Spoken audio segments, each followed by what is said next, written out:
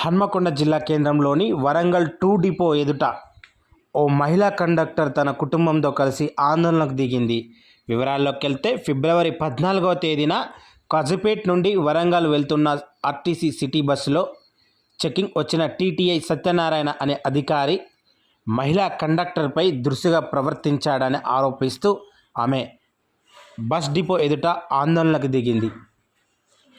ఓ మహిళ వద్ద ఆధార్ కార్డులో ఫోటో లేదని కండక్టర్ను ప్రశ్నించగా సమాధానం చెప్పినందుకు తన కాలర్ పట్టుకొని టీటీఐ తనతో దురుసుగా ప్రవర్తించాడని మహిళా కండక్టర్ ఆరోపించింది. ఇప్పటివరకు అధికారులకు ఫిర్యాదు చేసినా తననే విధులకు హాజరు కాకుండా అడ్డుకుంటున్నారని కన్నీరు పెట్టుకుంది. ఇప్పటికైనా ఉన్నత అధికారులు స్పందించి తనని తిరిగి విధుల్లోకి తీసుకొని సదరు అధికారిపై చర్యలు తీసుకోవాలని మహిళా కండక్టర్ వేడుకుంటుంది.